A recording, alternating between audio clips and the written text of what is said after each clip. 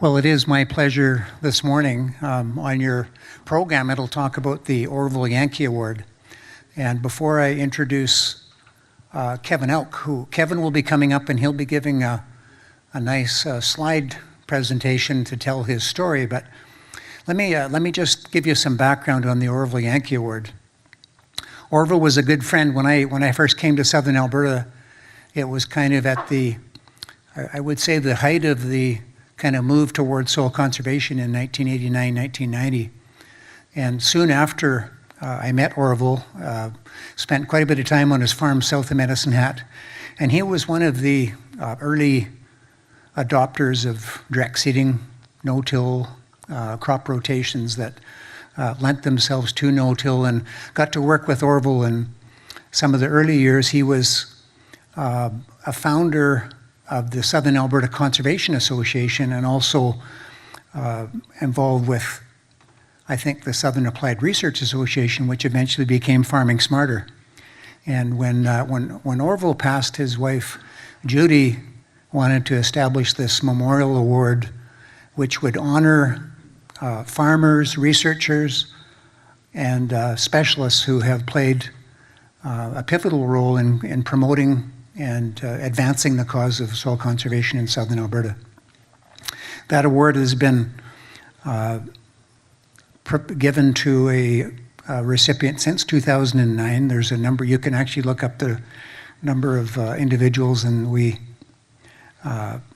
have criteria for those that get the award, and the person needs to live and work in Southern Alberta. So Kevin qualifies. Need to be involved with the community and freely share information to build farm sustainability and profitability.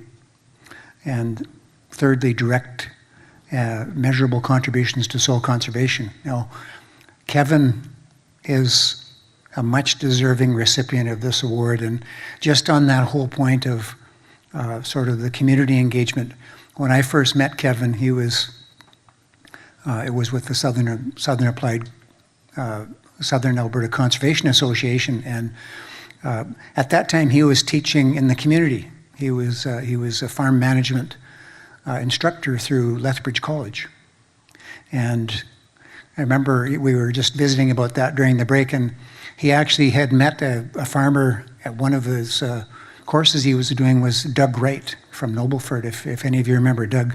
And Doug said, you know, Kevin, you might be interested in coming out to one of our meetings with SACA. And so that's kind of how Kevin kind of got introduced. I had visited their farm at Carmangay, he and his dad, Don. It was the ag fieldman from the county of Vulcan back then that was kind of introducing me to some of the really leading edge farmers in the area, and so I met his dad and met Kevin. They were doing some work back then, which Kevin will describe, with some really challenging soil types. You know, it was wind erosion, it was salinity, there was a number of things that they were battling, and really setting an example in the community, and always willing to share. And I remember just exemplifying that, Kevin, back in the fall of 2023, Kevin hosted Senator Rob Black's Senate tour, where we visited Kevin's farm, spent an afternoon there, and had the senators out there showing them some of the practices on the farm, as Senator Black, of course, has been kind of worked toward a kind of a soil conservation strategy for Canada. So Kevin can often be found in places like Ottawa, promoting the interests of agriculture through, has been involved a lot with groups like the Western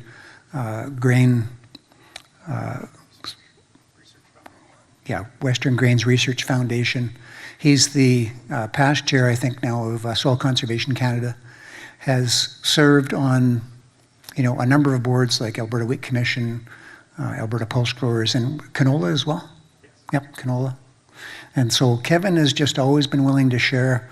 Number of times we've done tours at his farm, and more recently, in the last 10 years, I've had the pleasure of working with a peer support group, of which Kevin is involved, the PAMS group of a dozen farmers that are innovators in terms of soil conservation, and Kevin is the current president of that group as well. So Kevin is going to show us a few slides, talk about his farm, and then we'll actually present the word afterwards. So Kevin.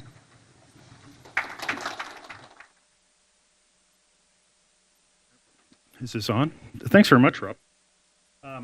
So if we could start here. Okay, that's a picture of Orville there at, I think it might have been even this conference, but I know Orville was always interested in getting the word out, and he was very passionate about soil conservation. And so that's at the Alberta Conservation Tillage Society, Auch, at that time at their booth, and you can see him there. He's very involved in whatever's going on there. I took that picture. I couldn't sleep for a couple hours last night, so I actually found this picture. I couldn't find with me and Orville together, so if anybody has one of those, I'd love to get one. But Orville had a passion to get the message out. He actually took he suggested the whole board go to Farm Tech one year, because it would give us a better idea of how to run this conference, or the SACA conference at that time that we were doing, and he wanted to get the word out.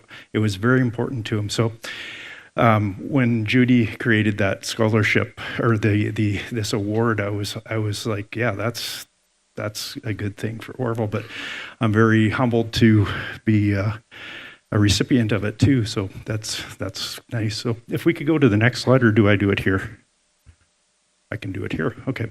So turning Carmangay sand into that has been my goal, and my father's goal, Don, since Dad bought that farm in 1963.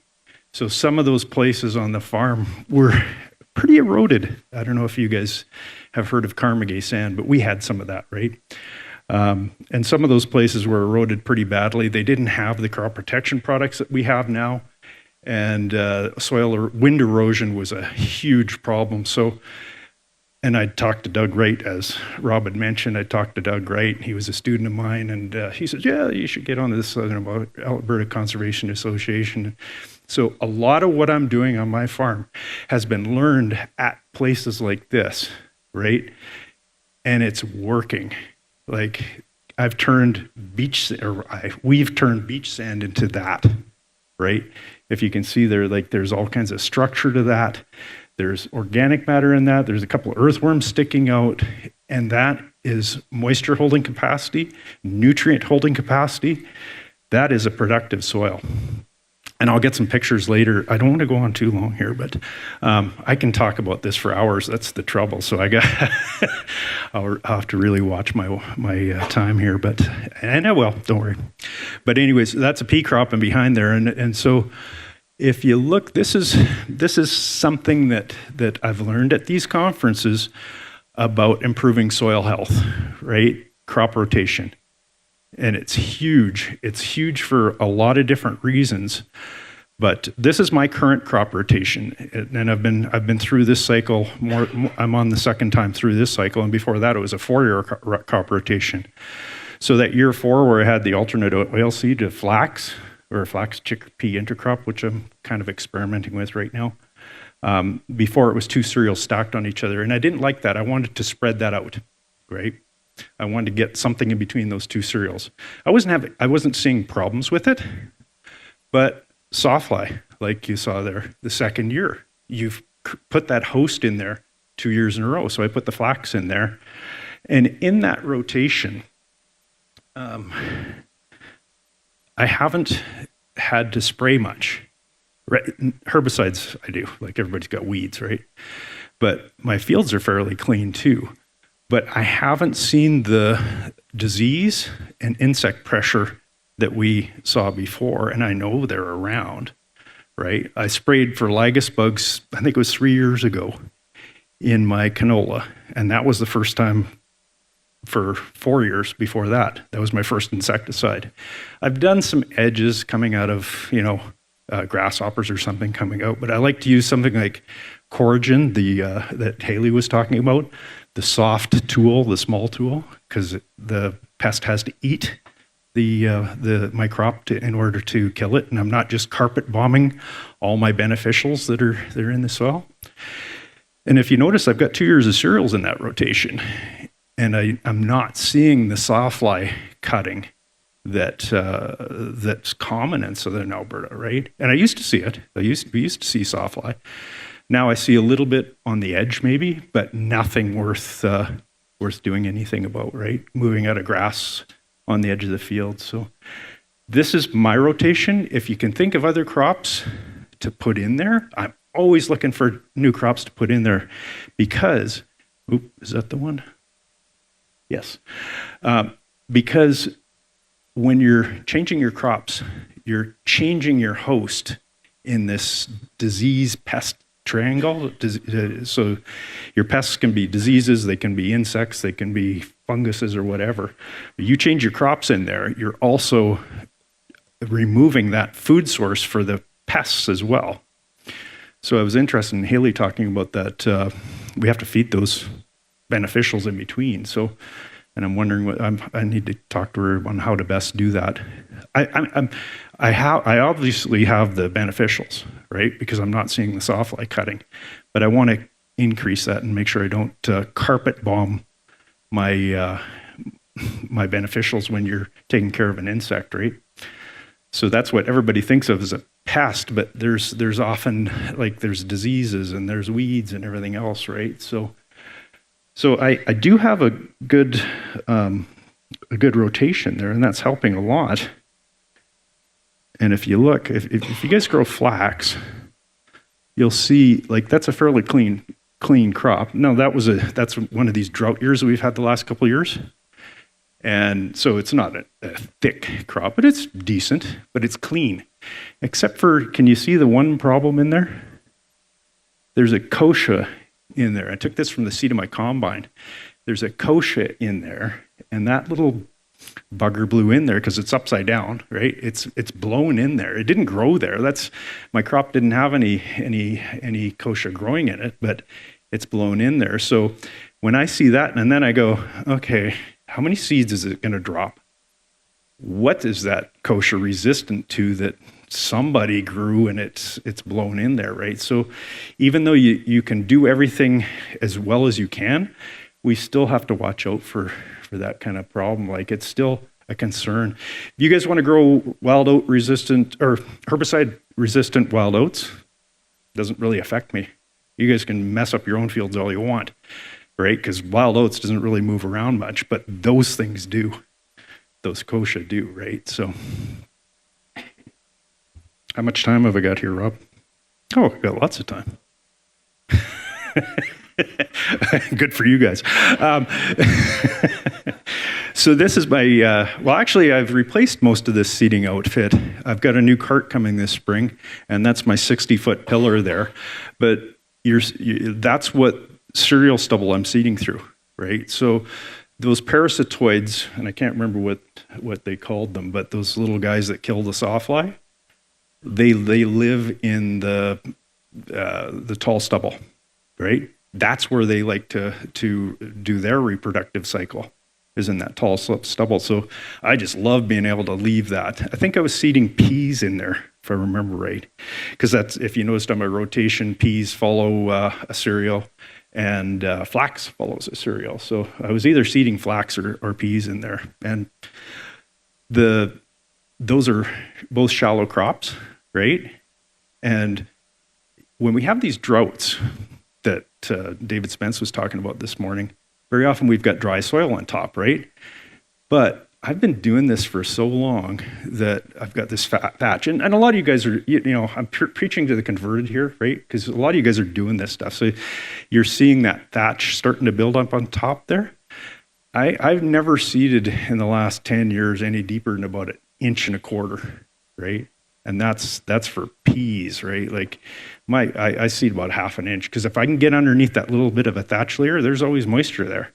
Even in 2023, when it didn't rain till June on our farm, I had a good stand of canola come up. So, but that's my seeding outfit. You guys are probably doing stuff that's similar. I like to think of what I'm doing as a system, though.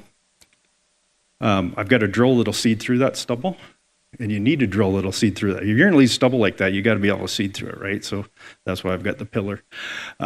So my system, this is kind of my system, and I talked about this at the irrigation update a couple of weeks ago, but so you do, I always do a pre-seed glyphosate, right? So I don't want to see that disappear. They were talking about that. That would be, I don't know what we'd do without glyphosate, but I always throw something else in there, right? Some other chemistry, because I don't want to breed that resistance any faster than I have to. And I know it is coming at some point, but I don't want to do it any faster than what is necessary. I'm using the low disturbance seeding with the pillar, right? And there's others. There's other disc openers that are ways of doing it, and there's always new ways of doing it. Who was it showed me yesterday? They showed me an Australian drill with a coulter and a shank in behind it, right? That's how they got through the heavier stubble, which was kind of an interesting way of doing it. So yeah, that's right. It was corny, yeah. So I'm not going to say that how I'm doing it is the only way to do it, because I probably thought that 30 years ago too, right? And I was wrong. And 30 years from now, who knows what we'll be doing, right? Maybe we'll have something that's 10 times better than what we're doing now, right? So the big thing is don't be afraid to experiment. Don't bet the farm on it. But, don't be afraid to try new stuff too, right? When I started farming, we weren't exactly wealthy, so I couldn't afford to buy all the fancy stuff and be on the bleeding edge of technology, right? But slowly incorporated, listen to guys like Orville Yanke and learn how to do stuff, right? And Rob, Rob Dunn, I got an old picture of Rob. I should have included it in here too, but yeah. Anyways, so in crop fertilizer, I do some fertigation on the irrigation, and the only reason I do that is for protein. I like it boosts my protein if you do it at the right time. But I also do it on canola and a little bit of flax, but that's one of the minor parts of the system. In crop chemistries, always looking at that. If you grow different crops, you're going to automatically, it's easier to rotate your chemistries and delay that resistance. Don't go half rates, spray the full rates, and follow your label recommendations. Because I'm also on Pulse Canada, and we are constantly trying to get the message out that we have to use our crop protection products properly, because if you don't, and it gets into a boat and somebody detects something that shouldn't be there, it's a problem. Don't spray Liberty on pulses to desiccate them. That's a no-no, right? It might work, but it becomes detectable in the ship nets, and we can get in trouble for that. Anyways, that's a plug for Keep It Clean. I like the stripper header for harvest, but it's a little bit like the hammers that Haley was talking about there. I only have a stripper header.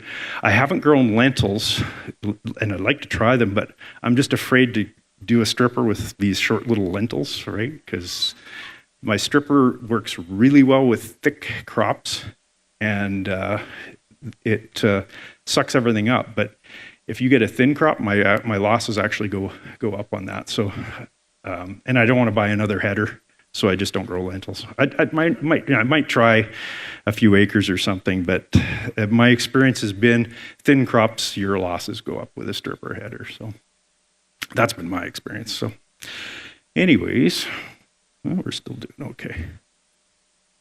So this is stripped canola that I was out servicing my tractor.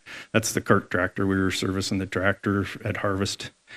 And I saw this one canola stubble. I don't know if you can see it. It's kind of against the black of the tractor. And it's like eye level on me. And I saw this and I went, that's really cool. Like I'm leaving eye level stubble, right? Now, the majority of it was up, down around chest level. But the fact that I had that one, I had to take a picture of that. I did a selfie there that I had some eye level stubble after stripping my irrigated canola there. This is chickpeas. Chickpea flax, actually. And I think that's a dryland corner. And my dog. And so there was fairly reasonable residues there that we seeded through and had pretty good catch in that spot for sure. This is peas. So those peas yielded fairly well. They were up to my shoulders there, and with the stripper header, it worked really well. Like the losses on that crop were minimal, because that was one of those crops that's very thick and it just sucks it in, right? So I had a hat on there with one of the company's logos on the top, but I kind of tried to cut it off. So. Not that I have anything against that company, but I just didn't want to be advertising for one single company. So this is down my irrigation on a little pivot down there. That's an irrigated flax, and deer love irrigated flax, especially if there's chickpeas in them. They just go nuts for them. So I don't turn hunters away. I get all kinds of trails in there. So this is stripping irrigated canola. So that's what it looks like. And if you notice in there, you can actually see some green leaves in the bottom of there. And I've seen that with flax too. The way I discovered that you could combine earlier with a stripper than you can with a regular combine is in flax. We got done doing some cereals or something, I can't remember. Nothing else was ready, and I had this flax field. But it looked too green. And I thought, well, let's go just take a test and see where it is. Tested 8%, 10% is dry. 8% is safe, right? So we started combining it. It was like it was like that. The bottom of the plant was green, but we were just clipping off the balls off thing. I wouldn't use a different kind of header for flax at all. Stripper is the way to go. So I don't even think you could get a knife through that green stuff. I think it would just gum it up. But same thing with this canola. I was hauling that stuff, I think, straight into the combine or straight into the G3 next to me there, and they didn't say anything, so it was all good. And they would, don't worry. So that's, if you guys haven't got a stripper, that's kind of what the little things look like there. Canola, I think I ran at about 500 RPM, something like that, and it just strips the pods right off. Leaves nice tall stubble for seeding into the next year.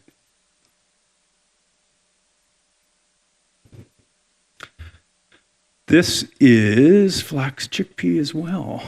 Yeah, this is flax chickpea as well. So, and like I say, that's not ready for combining, but I just love combining flax. We grew it in the 80s, back when we were tillage. And it was a summer fallow field. We grew it on summer fallow, and we grew this flax, and it yielded about 35 bushel an acre. And it was a good year, right? We summer fallowed it the next year, and the following year, we couldn't seed it. It was like, flax is awful. It was like rags all through the field. And if you guys have ever grown flax, and I swore I'd never grow that stuff ever again. But then when we got the stripper, I thought, well, I'll give it a try. And we just did 80 acres just to try it. Well, I found out that's why I've got it in my rotation, because it actually works quite well. But we ended up having to take an old raked that flax, all those rags into rows, and burnt the rows on this field. It was a nightmare. Burning straw at Carmigay. Like, if of all the things that you don't want to do anywhere, that's one of them. So, but that was before we had the stripper and before we had any of the no-till equipment that we have now. So this was in the early '80s that we did that. Before I'd even met Orville and learned a lot of the things that we're doing now. So I'm probably getting close to the time here, Rob. I don't want to keep on going too long. But is there any questions that anybody would have? I don't want to prattle on forever, but.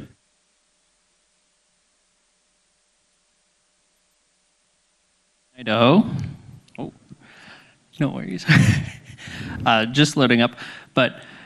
With your rotations, have you considered hybrid fall rye or any other fall planted cereals? I have. Yes, I have. If you go back to that rotation slide, though, I'll show you the problem. Oh, where's the rotation? So there's my cereals, right? I'd have to throw it in somewhere else, but the cereal follows oilseed, which is canola, follows canola, right? Yeah, that's usually fairly late. Not always. So, okay, then I gotta, you know what I mean? It's a timing thing. I don't want to be fall rye. You can get away with a little bit later. We used to grow lots of fall rye before we started irrigating on our place. Like half our farm was in fall rye because the dad was trying to keep the soil at home, right? And that was a great heavy straw crop to keep it at home. But I'm just having a hard time getting winter wheat and fall rye into my rotation. I have nothing against them. I think they're great crops, and it splits up what we're doing, right? You're spraying at a different time. It's like, I got to figure out how to get it in there. Either that or I got to have my drill sitting there ready to go with some fall rye in it, and it rained, off we go, right? So Absolutely. That's my problem. And why do you think people are hesitant to adopt stripper headers? Probably losses. If you get a thin crop, and if you start, okay, so this is a system that I've been at for a while, right? Like 30 years. If you start into this system and you get a thin crop and a stripper, you're going to have higher losses. Your percentage losses are going to go up, right? So that's the only place I've really seen heavy losses. So that's probably part of it. Plus, it's something different. And you got to seed through that, right? So then you have to have a disc drill or like my pillar to be able to seed through that. So like I say, so not only are you buying a stripper header, you got to go get a different drill or get your neighbor to seed it or something. So it's a system that you don't just, I'm just going to do this, right? Because that worked for cow. Yeah, well, it might. You got to have the system, right? Yeah. It works and it's profitable. Don't get me wrong, but. And so how do you think it would be best for us, I guess, to kind of advocate and show people how they can stop those losses that you're talking about from the thin crop? Just grow better crops. Awesome. It's that easy. Any questions from the floor?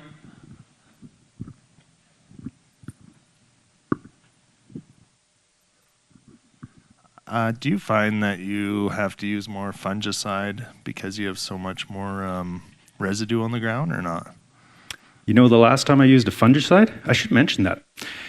Last time I used a fungicide was on my irrigated peas about 7 or 8 years ago. And I stopped doing it because everybody told me, irrigated peas, you have to have a fungicide. You'll have disease, right? And I had left a couple check strips that year. That's something I would recommend doing. If you're not sure about something, leave check strips.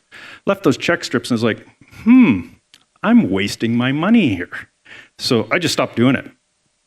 And even my chickpea flax, and if you guys ever grow chickpeas, they're terrible for disease, right? Ascochyta. Even my irrigated chickpeas, in 2023, I did a prophylactic spray of fungicide because, again, you have to spray chickpeas, right? And at the end of the year, I was like, I don't see anything. I didn't leave check strips. I should have. Didn't see anything. Well, you know what? This year, I'm not going to spray it until I see something, and it might be too late, but I'm going to take the chance. And that was in 2024. And that crop had other problems from too much irrigation. But I need variable rate irrigation. That's another problem if I'm going to do that again. But I didn't have any Ascochyta on that crop, right? And that was through overwatered, perfect. Could have used more on that irrigation, right? No fungicide. It was a flax chickpea though. And I think the flax has some help in that. If you're going to grow chickpeas, if you put flax in it, it does help deter that disease. Any final questions? Awesome. Congratulations, Kevin. Oh, thank you. Do